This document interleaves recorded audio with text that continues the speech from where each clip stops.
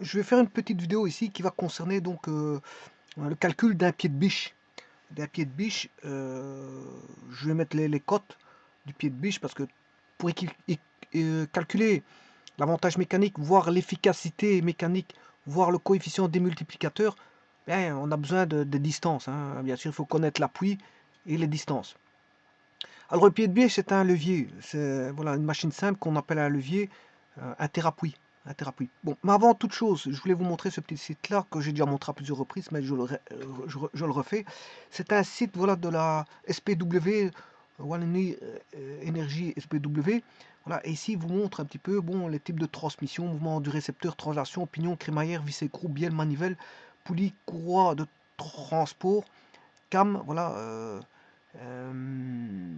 Mouvement du récepteur, rotation, pignon, roue, pignon, chaîne, poulie, courroie, roue, vis sans fin, roue de friction. Voilà, ici, et alors bon, ici il y a des petits calculs qu'on peut trouver, parce que c'est un site intéressant, c'est pour ça que je le montre plusieurs fois. Donc voilà, vous avez le site et vous pouvez aller le visiter.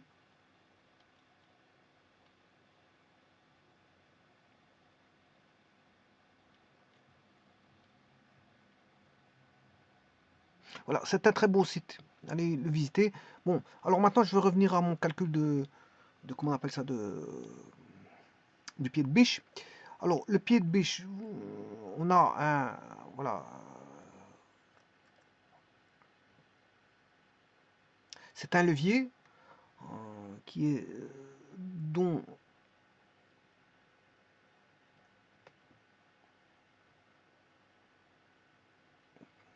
qui fait plus ou moins ça. Bon, il y a une petite courbe ici, voilà, c'est une espèce de petite courbe qu'il y a à ce niveau-ci. Bon, ça c'est plus ou moins bon. On va dire que c'est plus ou moins bon. Une petite courbe comme ça. Voilà. Alors, bon, il y a bien sûr un bras qui va venir se mettre ici. C'est la force musculaire. Enfin, on va dire une poignée.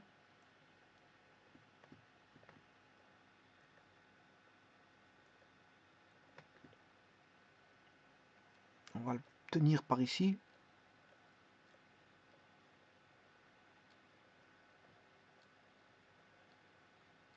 Ça, c'est la poignée. Bon, bien sûr, c'est pour enlever des clous, des planchers, voilà. C'est pour enlever pas mal de choses. Hein. Donc il faut, ici, je vais faire comme si j'avais un plancher et que je dois enlever un clou.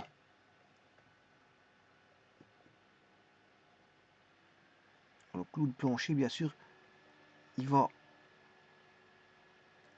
Ça, c'est le clou.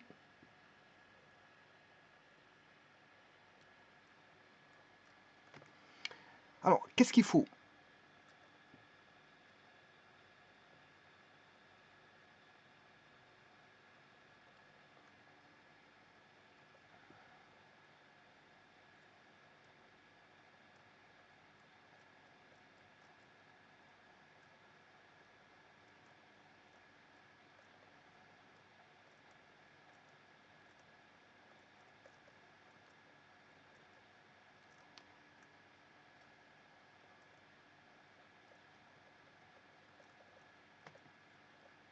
Ça, c'est un bras. On va dire que c'est un bras.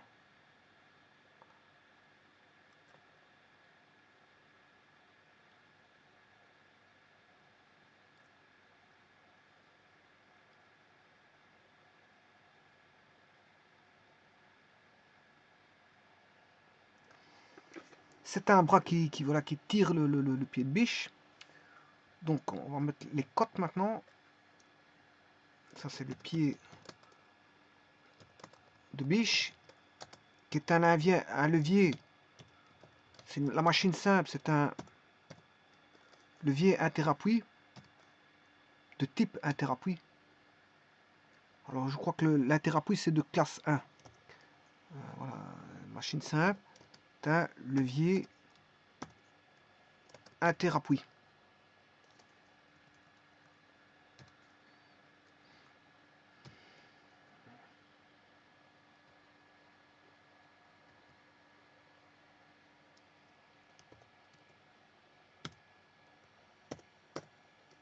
levier interappui. Alors maintenant, ce qu'il nous faut pour calculer ce levier, ben, il nous faut les cotes. Alors, on a une cote qui va aller de là jusque là. Alors cette cote, je vais mettre un levier de 40 cm, c'est déjà un bon levier. Hein. Là, on va mettre 40 cm. Alors ici, la cote fait 6 cm.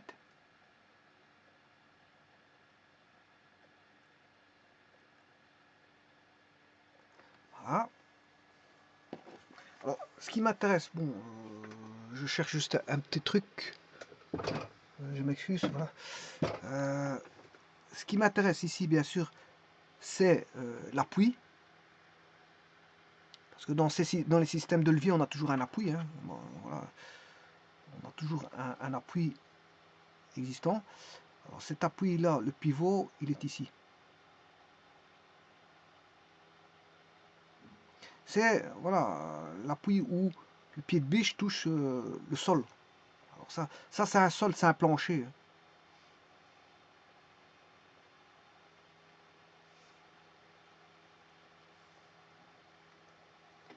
Ça c'est un plancher.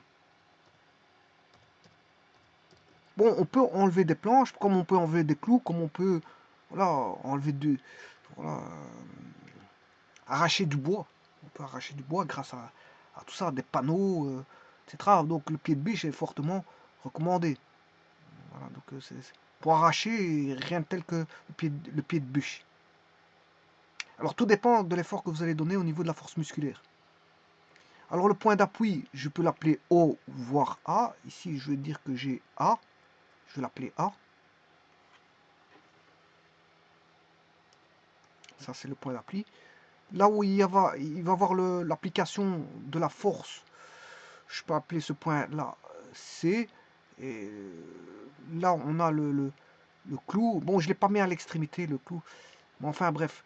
Moi, je devrais le mettre à l'extrémité. Mais enfin, je vais mettre ici D ou B. C'est le point d'application de la force résistante. Bon, c'est vrai que j'aurais pas. C'est pas grave, c'est pas grave, c'est pas ça qui va changer les choses. Alors, la force. On aura ici une force qui est au point C. Voilà, ça, c'est la force qui est perpendiculaire. C'est la force musculaire qui est la force motrice. La force motrice qui est une force musculaire ici. À côté de ça, nous avons la force résistante. La force résistante qui est voilà, perpendiculaire à, à ceci. Voilà, donc ici on a la force résistante, donc qui est, on va dire, au bas du pied. Ça ressemble à un pied, hein. Ça ressemble vraiment à un pied, parce que bon, quand on dit pied de biche, un pied, si je devais dessiner un pied, enfin, je ne le dessine pas bien, mais voilà, c'est un pied. Un pied. Donc ça ressemble bien à un pied. Donc on va dire qu'ici, l'extrémité du pied, c'est ceci. L'extrémité du pied, c'est ceci. Voilà, donc on a la tige. La tige. La tige, c'est ceci. Ouais. Bon, je vais le mettre en une autre couleur pour mieux le voir. On a la tige. Et on a le pied. Ah, bon, ici, bon, c'est parce qu'il y a un trou. Je m'excuse, mais je peux le dessiner. Voilà. Le pied, c'est ceci.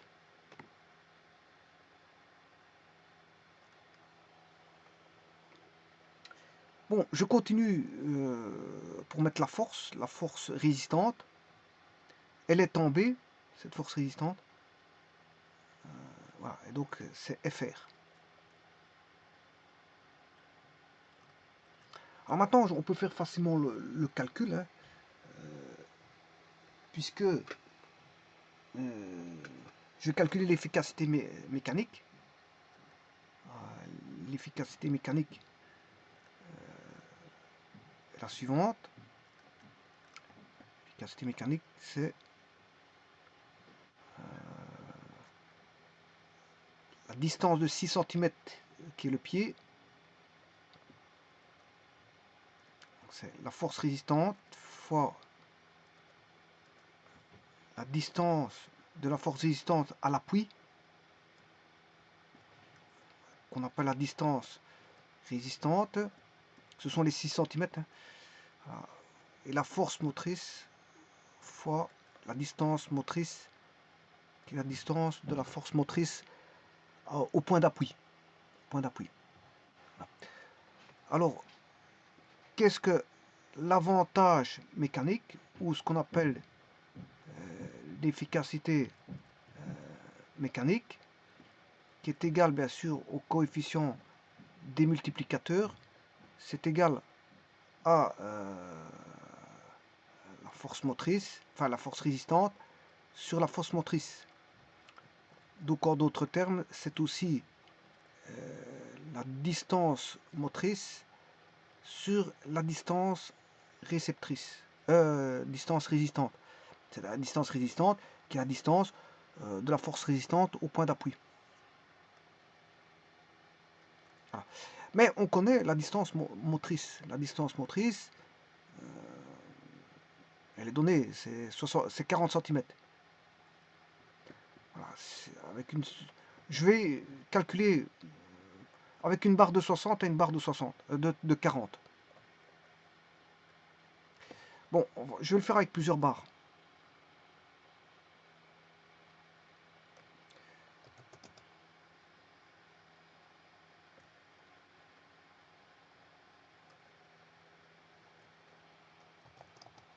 C'est un petit problème.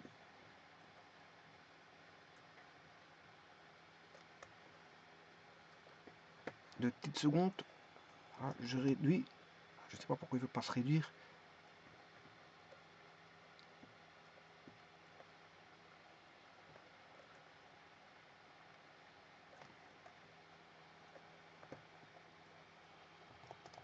Bon, il ne veut pas se réduire, je ne sais pas pourquoi.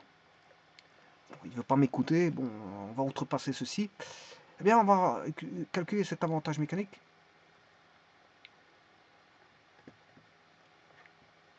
Avec différentes barres. Je vais prendre une barre de longueur de 60,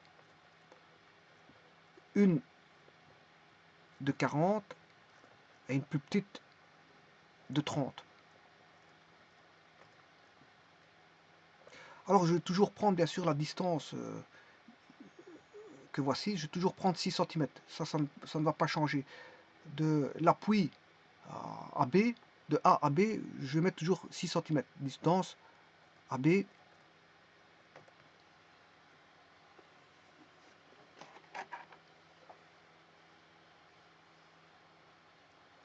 égale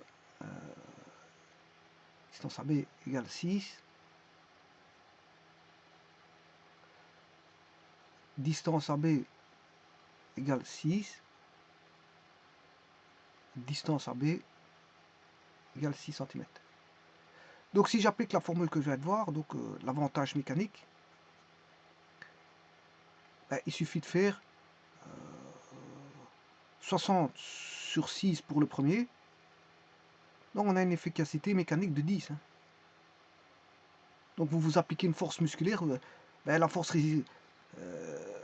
résistance est 10 fois la force musculaire. Vous pouvez tirer jusqu'à 10 fois la force musculaire en faisant ça. Hein. Donc FR ici est égal à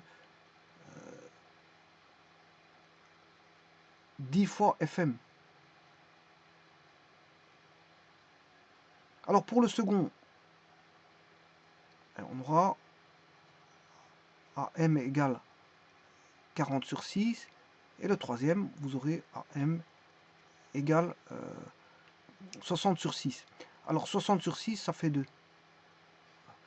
Ici on aura FR est égal à 2 fois FM.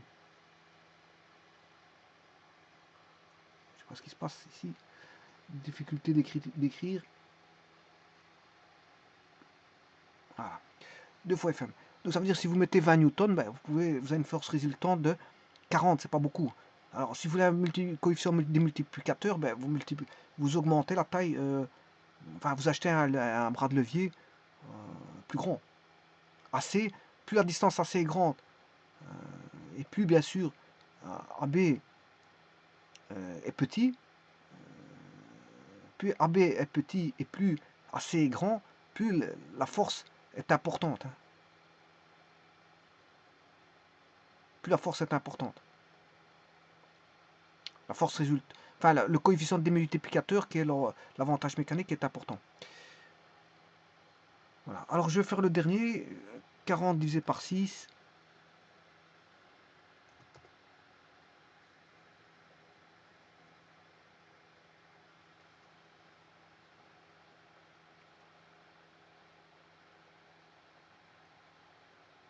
Voilà. 6,7. Il est 6,7 fois.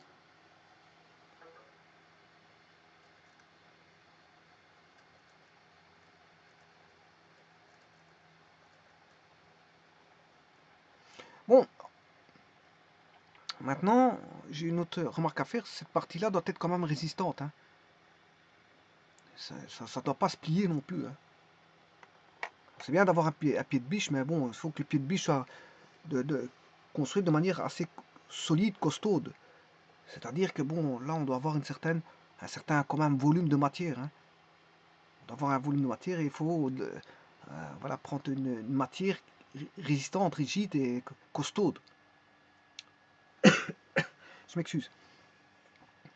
Donc voilà, ça c'est le calcul d'une machine simple qui est un pied de biche qui est un levier interappui. Alors pourquoi interappui? Vous aurez compris que les deux forces motrices et résistantes sont situées entre, entre l'appui étant A, le point A.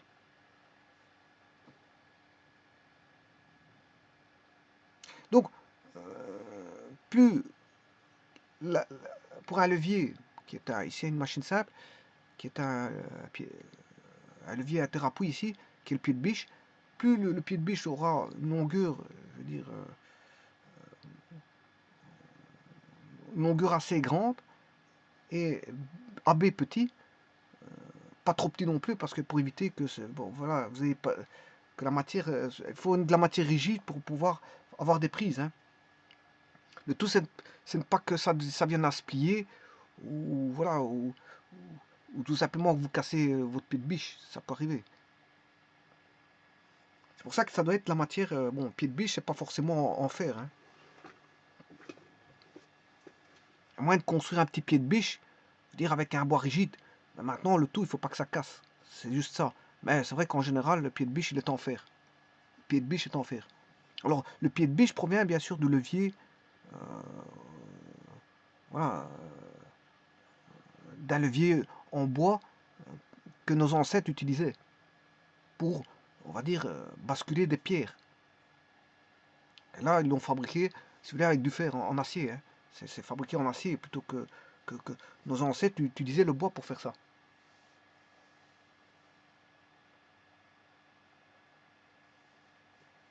Alors la prise ici, nos ancêtres, qu'est-ce qu'ils avaient comme prise auparavant? Je n'en sais pas plus, mais en tout cas ici, ils ont mis le pied. Le pied pour avoir une belle prise. Et avec ça, on peut retirer quoi? Ben, on peut retirer des vis, des clous, euh, des planchers, arracher des portes, des panneaux de toutes sortes, etc. On peut, l'application du pied de biche est énorme. Hein. Un pied de biche est énorme.